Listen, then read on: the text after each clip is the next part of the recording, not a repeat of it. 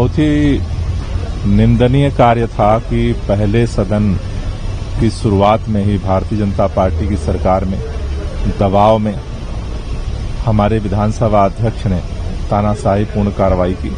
कहते हैं ना, ये वक्त है बदलता जरूर है। जिस विजेंद्र गुप्ता को अरविंद केजरीवाल ने विधानसभा से उठवाकर बाहर फेंकवाया था, आज वही विजेंद्र गुप्ता विधानसभा स्पीकर की कुर्सी पर बैठ गए हैं और आम आदमी पार्टी के विधायकों पर ताबड़तोड़ एक्शन भी ले रहे हैं, जिससे अब आम आदमी पार्टी के तमाम नेता बौखलाए हुए हैं। लेकिन सवाल ये है कि आखिर नेता बौखलाए हुए क्यों हैं आम आदमी पार्टी के? दरअसल बड़ा बयान जो सामने आया है वो है आम आदमी पार्टी के विधायक गोपाल राय का, जो स्पीकर विजेंद्र गुप्ता को तानाशाह करार दे रहे हैं। उन्होंने कहा कि दरअसल विजेंद्र गुप्ता पर बाहर से दबाव बनाया गया है इस तरह की कार्रवाई का, इसलिए तानाशाही करते हुए उन्होंने आम आदमी पार्टी के विधायकों पर यह कार्रवाई की है। तो कई सवाल जो है वो गोपाल राय के इस बयान के बाद उठ रहे हैं। जो गोपाल राय कह रहे हैं कि स्पीकर जो हैं तानाशाह की तरह व्यवहार कर रहे हैं और आज आखिरी दिन है, हमारे सभी विधायक विधानसभा जा रहे हैं, हम चर्चा में भाग ले रहे हैं, अपना पक्ष रखेंगे।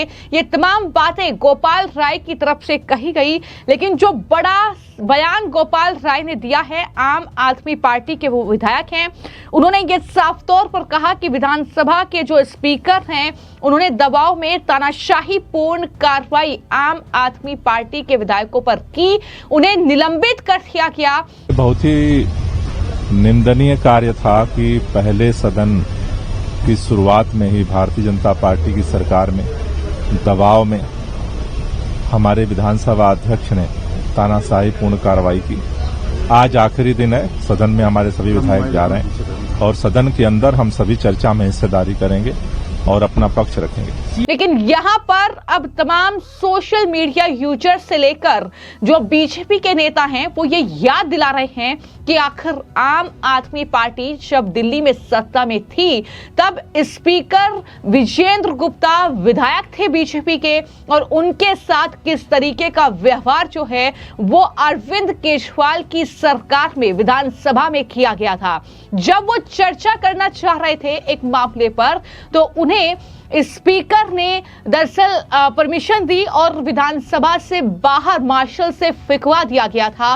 वो तस्वीरें कोई नहीं भूल सकता है जब विजेंद्र गुप्ता को इस तरीके से उठाया गया था मार्शल्स के द्वारा और उन्होंने बाहर विधानसभा के उन्हें फेंक दिया था।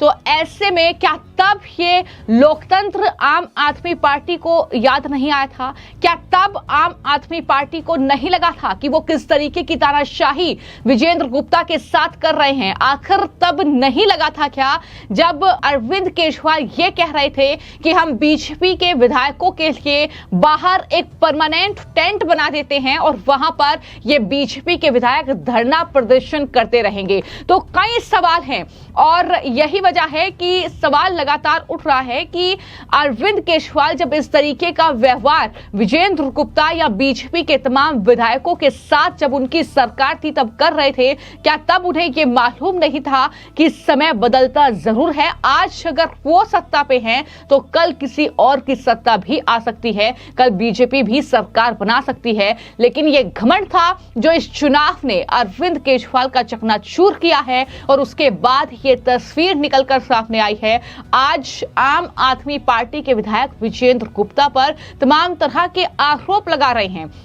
आज आतिशी मार लेना ये कह रही है कि स्पीकर विजेंद्र गुप्ता जो हैं वो हमारे साथ न्याय कर रहे हैं, हमारे साथ अन्याय हो रहा है, हमें इस तरीके से जय भीम के नारे लगाने पर विधानसभा से बाहर कर दिया गया, निलंबित कर दिया गया, हमें परिसर में परमिशन नहीं दी गई। भारतीय जनता पार्टी को ये लगता है कि ये देश लोकतंत्र से नहीं, संविधान से नहीं, ये देश तानाशाही से चलता है। लेकिन हम इस तानाशाही को स्वीकार नहीं करेंगे। हम जो आम आदमी पार्टी का पूरा विधायक दल है, हम राष्ट्रपति से मिलने जा रहे हैं, क्योंकि आखिरकार इस देश में संविधान को बचाने की, लोकतंत्र को बचाने की जिम्मेदारी राष्ट्रपति के साथ। देखिए जरा यहाँ पे, आप पूरा नजारा देखिए, पूरा नजारा देख सकते हैं कि सैकड़ों सीआरपीएफ के दल को इकट्ठा किया हुआ है। क्यों किया हुआ है? ये क्या कोशिश हो रही है? आम आदमी पार्टी के विधायकों को डराने की कोशिश हो रही है। इसलिए हम राष्ट्रपति से मिलने जा रहे हैं, क्योंकि आखिरकार इस देश को, संविधान को बचाने की और लोकतंत्र को बचाने की जिम्मेदारी राष्ट्रपति की है। हालांकि 3 दिन का ये निलंबन था और आज जो कार्यवाही हो रही है उसमें वो भाग ले रहे हैं, लेकिन इससे पहले की जो तस्वीर थी, दरअसल 24 फरवरी को विधानसभा का ये विशेष सत्र बुलाया गया था और 25 फरवरी को वहां पर उपराज्यपाल का जो उद्घाटन भाषण था वो हो रहा था। तब आम आदमी पार्टी के तमाम विधायकों ने वहां पर उनके इस भाषण में बाधा डाली, उन्हें परेशान एक तरीके से किया और इसके बाद स्पीकर ने यह कार्रवाई की थी कि आम आदमी पार्टी के 21 विधायकों को निलंबित कर दिया गया था, उन्हें परिसर में भी एंट्री नहीं दी गई थी, जिसके बाद आतिशी मार लेना तमाम विधायकों के साथ बाहर विधानसभा के धरने पर बैठ गई। उन्होंने तमाम तरह के आरोप जो है वो सत्ताधारी बीजेपी और स्पीकर विजेंद्र गुप्ता पर लगाए, जिसके बाद आतिशी ने राष्ट्रपति द्रौपदी मुर्मू को भी चिट्ठी लिखी और इसी के साथ स्पीकर जो विजेंद्र गुप्ता हैं उन्हें भी चिट्ठी लिखी और ये मांग की कि हमारे साथ अन्याय हो रहा है, हमें इस तरीके से जो है जानबूझकर बाहर किया गया है। बीजेपी वाले भी मोदी मोदी के नारे लगा रहे थे, उन पर कोई कार्रवाई नहीं की गई। तो वहीं पर राष्ट्रपति को दरअसल ज्ञापन देने के लिए भी पहुंची थी, शिकायत करने के लिए भी पहुंची थी, लेकिन उन्हें रोक दिया गया। तो ये पूरा सियासी ड्रामा वहां पर चला और इसके बाद स्पीकर विजेंद्र गुप्ता ने आतिशी की चिट्ठी का जवाब भी दिया और उन्हें रूल बुक क्या कहती है, किस हिसाब से उन पर कार्रवाई हुई है, क्यों उन्हें विधानसभा से बाहर किया गया है, क्यों उन्हें विधानसभा परिसर में एंट्री नहीं दी जा रही है। उन्होंने साफ तौर पर विजेंद्र गुप्ता ने यह कहा कि आप 12 साल तक सत्ता में रहे हैं, क्या 12 साल में आप ये नहीं जान पाए कि नियम क्या कहते हैं? आप इस तरीके से आरोप लगा रहे हैं और कोई गलत कार्रवाई नहीं हुई है। आपने जो है उपराज्यपाल का अपमान किया है, आपने सदन की गरिमा को ठेस पहुंचाई है, तो इस तरीके से आप पर यह कार्रवाई हुई है। और आज जब सदन एक बार फिर से चला है तो रूल बुक एक बार फिर से विजेंद्र गुप्ता ने पढ़ी, आतिशी को यह समझाया कि आखिर उन पर कार्रवाई क्यों हुई थी। तो इस तरीके का लगातार सियासी संग्राम जो है वो जारी है दिल्ली में। विधानसभा का यह विशेष सत्र जो आज खत्म हो रहा है, लेकिन जिस तरीके से गोपाल राय का यह बयान सामने आया है कि जो स्पीकर विजेंद्र गुप्ता हैं वो तानाशाह हैं, वो तानाशाही पूर्ण रवैया दिखा रहे हैं। लेकिन सवाल तो यही है कि जब आपने 2019 में इसी विधानसभा में विजेंद्र गुप्ता को मार्शल से उठवाकर बाहर फेंकवाया था, क्या तब आपको यह तानाशाही याद नहीं आई थी? तब आप क्या तानाशाही नहीं कर रहे थे?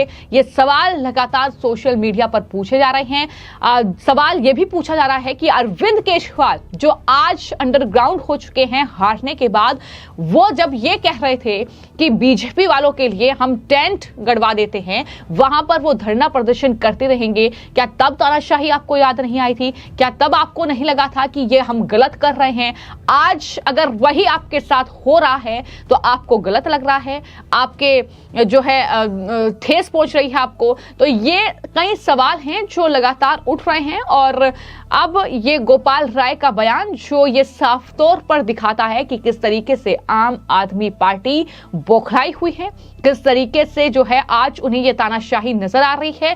हालांकि गोपाल राय को यह भी याद रखना चाहिए कि किस तरीके से जो कैग की रिपोर्ट आ रही है, दरअसल वो सदन के पटल पर एक के बाद एक रखी जा रही है और जिसके बाद अरविंद केजरीवाल आम आदमी पार्टी की मुसीबत बढ़ेगी और माना जा रहा है कि कैग की वजह से भी कुछ इस तरह की तस्वीर जो है वो दिल्ली विधानसभा के भीतर देखने को मिल रही है, जहां पर आम आदमी पार्टी के विधायकों का हंगामा लगातार जारी है। वहीं पर बीजेपी के तमाम विधायक भी पलटवार करते हुए बखूबी तरीके से नजर आ रहे हैं। लेकिन कहां जाकर ये जो कहीं ना कहीं हंगामा है, जो ये सियासी जो आरोप प्रत्यारोप का दौर है, थमेगा, ये तो देखना होगा। लेकिन फिलहाल जो तस्वीरें अभी दिल्ली विधानसभा से निकलकर सामने आ रही है, जाहिर तौर पर वो अरविंद केजरीवाल उनकी पार्टी के लिए परेशानी बढ़ाने वाली है और आखिर यही वजह है कि इस तरीके से आज स्पीकर विजेंद्र गुप्ता को तानाशाह तक आम आदमी पार्टी करार दे रही है, उन पर तानाशाही का आरोप लगा रही है, अध्यक्ष पर दबाव बनाया जा रहा है, इस तरीके की बातें कही जा रही हैं। लेकिन आपको इस पूरे मामले को लेकर आपकी क्या राय है, क्या लगता है कि किस तरीके से आम आदमी पार्टी का अरविंद केजरीवाल आतिशी क्या वाकई उस वक्त घमंड में जो है चूर थे जब इस तरीके की कार्रवाई विजेंद्र गुप्ता पर 2019 में की गई थी? क्योंकि आज जाहिर तौर पर जब समय बदला है तो आम आदमी पार्टी के नेताओं के होश उड़े हुए हैं और कुछ इस तरह की तस्वीरें जो हैं वो निकलकर सामने आ रही है। फिलहाल आपकी इस खबर को लेकर क्या राय है, हमें कमेंट बॉक्स में जरूर लिखें। धन्यवाद।